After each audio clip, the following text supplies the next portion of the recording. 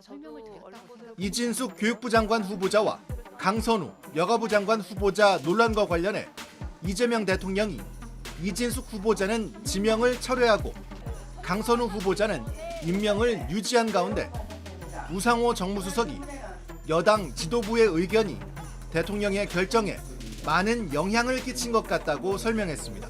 다양한 의견들 진짜 많이 들으셨거든요. 그런데 어쨌든 뭐 여러 가지 종합적으로 고려해서 이런 결정을 내렸고, 이 결정에 가장 영향을 많이 미치신 것은 여당 지도부의 의견이었다고 저는 그렇게 판단하고 있습니다. 여당 지도부의 의견. 여당 지도부가 강선우 후보자는 같이 가야 된다라고 판단했다는 이야기는 그러면 현역 의원이라는 점, 그러니까 동료라는 점이 반영이 된 건가요? 여당 지도부에게 물어봐 주시기 바랍니다. 우상호 수석은 강선우 후보자가 현역 국회의원이라는 점이 고려된 건 아니라고 밝혔는데 국민들의 이해를 당부드리고 싶다고 말했습니다. 대통령의 선택이 있기 전까지는 정말 다양한 의견을 전달하고 또 같이 토론도 합니다. 그런데 결정이 내려진 다음에 참모가 이러쿵 저러쿵 그 결정을 훼손할 수 있는 얘기를 한다는 것은 있을 수가 없는 일이죠.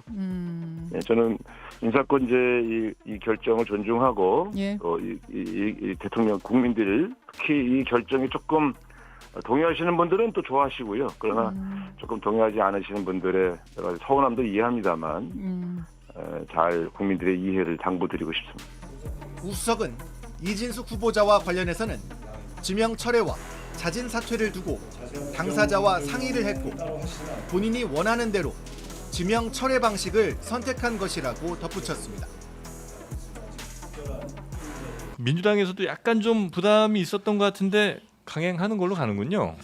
그러니까 이제 뭐 보좌관 분들이 꽤 좀 반발이 거세지 않나요? 제가 사실 네. 초창기에는 이제 강선우 후보자와 관련해가지고 네. 제가 다각도로 이해하려고 많이 노력을 했거든요. 예. 그러니까 많은 분들이 저한테 이제 항의 전화가 많이 왔었어요. 네. 그러니까 특히나 이제 보좌진원 예, 출신이 와서 뭐 현직도 있고 전직도 있고 알만한 사람이 그러면 되겠느냐라는 상당히 항의 전화가 많이 왔습니다. 근데 그럼에도 불구하고 저는 이제 강선우 후보자와 관련해가지고 이제 분명히 잘못된 점은 있더라.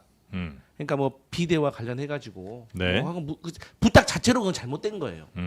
근데 이제 뭐 사람을 많이 바꿨다느니 그다음에 이제 뭐 어떤 감정이 좀 여러 가지로 복잡하게 얽혀 있을 수도 있다는 문제가 좀 있겠더라고요. 그러니까 꼭 이 사람이 가끔 일하다 보면 이상한 사람도 있거든요. 그래서 이제 이런 것들과 관련해 가지고는 좀 더 깊이 들여다볼 필요도 있다. 그런데 결국에는 이제 비판 여론이 많았죠. 그래서 제가 자주 드리는 말이 뭐 국내인 같은 경우는 보수 일간지 사설에서 야 잘못됐다라고 하면 돌아서서 한번 봐야 되고 저희 민주당도 마찬가지로 진보 일간지 사설에서 이건 잘못됐다라고 하면은 겸허하게 돌아볼 필요가 있는 거거든요.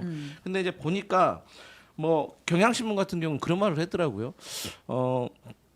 지명 철회한 것은 상당히 평가한다. 왜냐하면 자진 사퇴하면은 책임 소재가 조금 흐트러지잖아요. 근데 지명 철회했다는 것은 그러니까 이진숙, 이진숙 후보자 같은 경우는 지명 철회했다는 것은 분명히 인사에 대해서 잘못된 것을 인정하고 다시 잘하겠다라고 시인하는 거기 때문에 그 용기가 평가할 만하다. 근데 이제 강선우 후보자와 관련해 가지고는 어쨌든 이제 국민의 눈높이에 반은 충족하고 반은 충족하지 못했다라는 어떤 진보 계열의 비판이 있기 때문에 이 부분에 있어서는 저희가 겸허하게 받아들여야 되고 더 잘해가지고 저희가 이 실망을 조금 더 완화시킬 수 있도록 해야 된다. 근데 이제 여당 지도부에서 강력하게 대통령께 이제 진언을 한 것으로 알려져 있습니다. 근데 뭐 측근으로 많이 알려져 있지 않습니까? 강선우 의원이 그 2부 자리 일화도 있고 측근으로 굉장히 많이 이렇게 알려져 있는데 측근을 이렇게 그 내친다는 게 쉬운 일이 아니에요. 사실 생각해 보면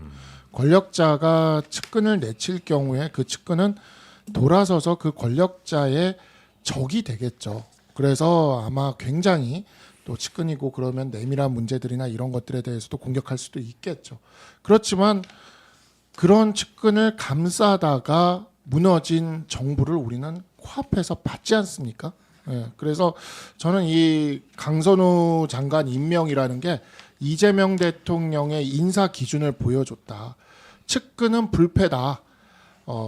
내 가까운 사람은 무슨 일을 해도 괜찮다라는 그 인사 기준을 보여준 것이고 네. 저는 역시 그 이전에 윤석열 대통령의 모습을 아주 강하게 느낍니다. 최근 특검이 돌아가고 있는 최상병 사건도 사실 지금 드러나는 지점들을 보면 네. 사실 그렇게까지 정권의 그 명운을 걸 정도의 일이라고 보기가 어려우면 고집부릴 일은 아니었었다. 고집부릴 일이 아니죠. 근데 측근에 대한 이 그러니까 뭐라고 이야기를 했더라. 그러니까 끊어내는 걸 잘 못하고 끊어내는 걸 했을 때 못하는 거를 박절하지 못했다라고 얘기하셨죠. 그러니까 박절하지 못한 그런 부분이 결국 정권을 3년 만에 끝내게 했는데 지금 보면 이재명 대통령도 강선우 장관에게 박절하지 못했어요. 그래서 강선우 장관은 이재명 대통령의 작은 파우치가 되실 거다. 근데 배우자하고 측근하고 다르지 않아요? 알겠습니다. 어떻게 배우자를 측근이라고 말을 해? 그러니까 작은 파우치와 같은 효과를 낼 것이다. 네. 네, 김성열 예. 후보. 저는 이거 말씀드릴 게 전 너무 많아요. 제가 예. 이제 보좌진으로만 계속 살았던 데다가 뭐 이 방에 대한 이야기도 너무 많이 그 전에 들었었던 부분이 있어서. 지금 보도 안 된 내용들도 많아요. 아 그럼요. 제가 계속 말씀드렸잖아요. 근데 이거를 저는 진짜 연락을 많이 받아요. 좀 전에 강성필 의원님도 연락 많이 받으신다고 그러는데 전 진짜 많이 받아요. 근데 제가 같이 일했던 동료들이 다치는 꼴을 제가 못 보기 때문에 이 얘기를 못하는 거. 저는 실제로 제가 눈앞에서도 봤어요. 솔직하게. 예. 강선우 의원이요? 강선우 의원님의 갑질을 아. 의원실의 갑질을. 네. 아, 정말이에요. 그래요? 저 얼마든지 제가 법정에 가서 증언할 수 있을 정도로 그 정도인데 제가 그럼에도 불구하고 얘기 안 하는 건 제가 특정이 돼버리면 다른 저와 예. 관련된 사람들이 다쳐요. 그 사람들은 민주당에서 계속 일을 해야 되고. 근데 저는 이게 있어요. 그러니까 제가 계속 얘기를 했던 게 모든 사람들이요. 옛날에 우리 그런 얘기 있지 않습니까? 파도 미남? 파도 미남만 나온다. 네. 예. 그런 분들을 이제 하신 분들도 있어요. 근데 여기는 덮어도 갑질만 나오고 있어요, 지금. 오죽하면은 정영애 전 장관, 지금 문재인 정부 시절에 전 여가부 장관 하셨죠? 그분까지도 지금 강선우 의원이 의원 시절에 갑질을 했다라는 이야기까지 하시고 계시는 상황이에요. 뭐 위아래를 가리지 않고 다 하셨던 거예요. 앞으로 더 나올 거라는 거죠. 제가 계속 얘기하는데 이거는요. 왜냐하면 사람이 누군가에게 특정해서 이렇게 했다면은 그 사람 몇 명의 문제겠죠. 김병기 원내대표가 그러지 않았습니까? 그 보좌진 몇 명 이상할 수도 있지 않냐고? 그렇게 28명이 이상했으면요. 그거는 뽑은 사람도 잘못인 거예요. 그렇게 사람을 보는 눈이 없습니까? 예, 그렇게 해서 28명 가르치웠고 얼마 전에 기사 하나 보니까 또 그런 얘기를 했더라고요. 그런 게 원래 국회의원들의 일상적인 평균이다 이런 얘기를 했는데요. 저 그거 진짜 그 기사 보고 되게 화가 났던 게 뭐냐면요. 지금 저희가 국회의원 얘기하는 게 아니라 장관을 뽑는 거에 대한 이야기예요. 장관을 임명하는 거에 대한. 그럼 지금 뭐 요번에 8명이 지금 의원 중에 장관이 되셔요. 그러면 그 8명 중에 과연 강선우 의원만큼 많이 갈아치운 보좌진을 이렇게 갈아치운 의원이 있습니까? 거기다 대고 비교를 하셔야지 왜 다른 데다 놓고 비교를 하시는 거예요. 그러니까 저는 이런 부분들이 아니 사실 대통령의 인사권은 대통령한테 있습니다. 예, 예. 가셔도 좋아요. 근데 이거 이재명 정부에 있어서 분명한 하방 압력으로 작용을 할 거예요. 지금 당장 나타나지 않아도 이거 다 쌓입니다. 근데 강선우 의원을 그렇게까지 보호할 만한 가치가 있는지 민주당이 다시 한번 생각을 했으면 좋겠어요. 이건 약간 다른 차원이긴 한데 그 보좌관 하시다가 의원 되신 분들도 꽤 있잖아요. 많죠. 예, 그분들은 조금 다른 목소리를 내진 않을까 생각을 좀 했었는데 또 의원이 되고 나면 입장이 좀 바뀌어서 그런지 그렇지는 않은 모양이더라고요. 그러니까 이제 제 생각에는 예. 그때 당시 그러니까 지금 보좌관을 하다가 의원이 되신 분들은 예. 사실 이제 60년대 후반 뭐 70운 좋으면 70대 초반 분들이기 네. 때문에 그때 보좌 직원의 정서하고 지금의 또 정서하고 많이 다릅니다. 그러니까 60년대 후반이라는 게 그때 그때는 태어나신 아니면 그렇죠. 그때 그때 생들 그러니까 그때 뭐 생들. 예를 들어서 예. 그분들은 이제 같이 학생 운동 하다가 네, 이제 같이 뭐 누구는 회장, 누구는 뭐 사무국장 네. 하고 네. 들어오다가 이제 대신 보좌관 들어가도 가지고 들어와서 했던. 이제 그런 동지적인 관계이기 예. 때문에 보좌관 할 때도 형하고 했다고 하더라고요. 근데 이제 저희 이제 80년대 이후 같은 경우는 이제 직업적으로 저희가 선택을 해서 하는 거기 때문에 조금 문화가 다르긴 합니다만 네. 뭐 문화가 그럼에도 불구하고 이제 공감대는 분명히 있을 겁니다. 이제 본인들도 분명히 그 옛날엔 형이었는데 의원 되더니 바뀌었어. 그래가지고 자꾸 갑질을 해. 그런 걸 느꼈기 때문에 아무래도 동질감이 있을 거라고 생각을 하는데 어쨌든 인사권자가 어쨌든 그렇게 결정을 내렸기 때문에 네. 저희가 잘 하겠다라고 이제 말하는 수밖에 없는 거죠. 알겠습니다. 머릿속에 스쳐가는 몇몇 보좌관 출신 의원들이 있네요. 네. 많아요, 엄청 많아요. 아니 지금 당장 여기만 해도 윤호중 의원도 그랬을 거고요. 네. 그다음에 박홍근 의원, 뭐 그리고 유시민 전 장관도 보좌관 출신이에요. 네. 그분들 이거에 대해서 과연 뭐라고 하시겠어요? 본인 모시던 의원님들이 자기 집 변기의 안부를 물어본 적이 있어요? 제가 진짜 아는 잘못된 의원은 거예요. 결국 그거더라고요. 나 때는 말이야 더한 것도 했는데. 아니 그러니까 변기 안부 물어보는 건 전 들어보지도 못했어요. 저는 들어본 적 없어요. 변기는 사실 네. 예, 그리고 근데 보세요, 그저 김무성 대표도 김영삼 전 대통령 비서 출신이잖아요. 근데 노룩으로 던지잖아요. 그러니까 근데 아무튼 지금 이제 지지율이 한 2% 정도 빠졌더라고요. 리얼미터 네, 조사에서 네. 지지율이 그냥 좀 한 2.2% 정도 지금 빠졌던데 네. 조금 더 하면 이제 1개혁신당 정도는 빠질 것 같은데. 너무하네. 이 사람 잔인하네. 어떻게 그런 말을 할 수가 있어? 훅 들어오는. 참을 거야. 참을 거야 이거? 일개혁신당이 개혁신당 정도. 그게 몇 프로예요? 뭐 어느 정도 되죠. 한 3% 정도 되나요, 그게? 네. 근데 그보다 많아지기도 하고. 제가 그보다 봤을 때 뭐 줄어들기도 하고. 국민의힘이나 혁신당이나 의미 없는 건 마찬가지 아닙니까? 근데 이 장관 한 명을 임명해서 여성가족부 장관 한 명을 임명해서 1개혁신당 정도의 지지율을 빠지는 걸 감당하겠다? 계속 그게 쌓이면 나중엔 1국민의힘 정도 빠져요 또. 1국민의힘 빠지면 정권 교체됩니다. 1국민의힘 네. 정도 빠지면 그리고 네. 우린 그 정도 굳지는 되니까. 네. 네, 근데 알겠습니다. 좀 궁금한 게 어쨌든 네. 두 후보자 굉장히 좀 큰 논란에 있었고 여권 내부의 반발 기류도 있었고 심지어 이제 보좌진 협의회에서까지 성명을 냈는데 그럼에도 불구하고 지도부가 이렇게 강 후보자를 옹호하는 이유가 뭐예요? 현역 의원이라서 우상호 수석이 브리핑할 때는 국회의원 신분인 건 그렇게 고려 대상이 아니었다라고 하는데 그럼에도 불구하고 여당 지도부가 이렇게 옹호하는 거는 이렇게 낙마를 했을 때 어떤 파장을 고려하는 거예요? 저는 이제 그런 것 같아요.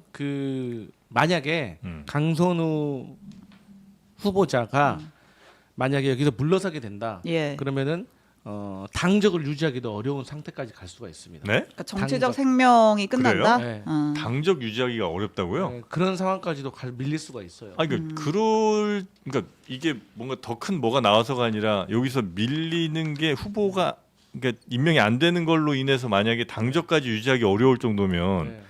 그거야말로 장관이 되면 안 되는 이유 아니에요?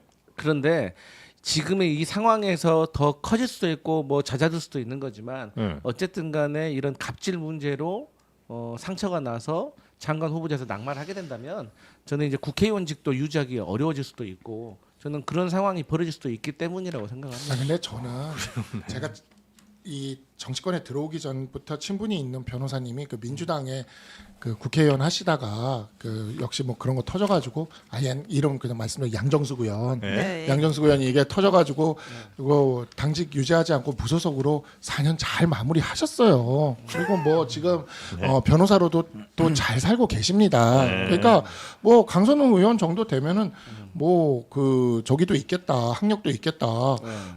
재선 의원 해서 마무리한 다음에 그 다음에 우리가 평범한 그 유권자들이 강선우 의원의 다음 인생을 걱정해줄 필요까지는 없다고 봅니다. 저는 그걸 가지고 안타까워해줄 이유도 없고요. 그래서 근데 당의 입장에서는 또 이제 이분이 어쨌든 공직으로 나서면서 어쨌든 봉사하려고 했는데 그게 어떻게 보면 일종의 어떤 나비 효과가 돼가지고 오히려 지금 자리까지 좀 위태로워진다면 또 거기에 대해서 당에서 부담을 좀 가질 수는 있겠다. 부담을 가져 누가 그러면 사실 현역으로 또 현역 의원들 중에서 또 나설 수가 있겠습니까? 어떤 말씀인지는 알겠습니다. 저는 부담이 있는 거예요. 듣는 이야기가 조금 달라요. 뭐냐면요. 지금 이렇게 강선우 의원을 적극적으로 감싸는 몇몇 분들이 본인 때문이라는 이야기를 좀 들어요. 본인? 네. 왜요? 이게 이렇게 해서 강선우 의원의 갑질 사례가 전례가 돼가지고 공직에 못 나가는 상황이 되면 나도 나중에 못 나갈 수 있겠다. 만약에 그 마인드면 진짜 실망스럽네. 아니에요, 않지, 아니에요, 진짜예요.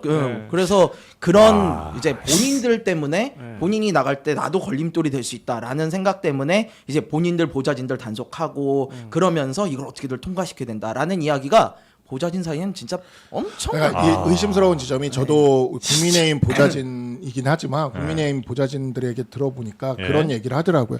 보좌진들이 아닌 의원들 간의 어떤 암묵적인 예. 이해관계에 그 합의가 있는 거 아니냐. 근데 왜 그렇게 생각하냐 그랬더니 지금까지 의원 출신으로 장관 후보자 간 사람 중에 낙마한 사람이 한 명도 없죠. 없죠. 예. 이번에 강선우 의원이 한번 케이스를 만들면 한 번이 어렵지. 그 다음부터 거는 이제 의원 출신들이 장관으로 갈 때 이런 케이스가 이제 생길 수 있지 않아요. 선례가 생기니까.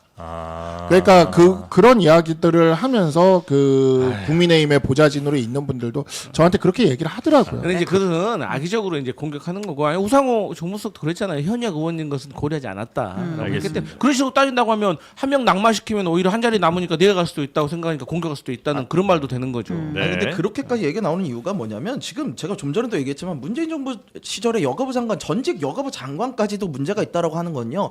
지금 진보 내부에서도 이재명 정부의 성공을 바라는 사람들조차도 야 이건 오히려 정권에 부담이 된다라고 바른 소리를 하는 거예요. 그러면 아까 말씀하셨듯이 우리 보수 우리가 아니지 어쨌든 보수 쪽에서는 정신적인 혼란이 오고 있구나. 보수 쪽에서는 보수 신문이나 보수 언론의 이야기를 들어야 되는 것처럼 진보 쪽에서는 진보 쪽의 이야기를 들어야죠.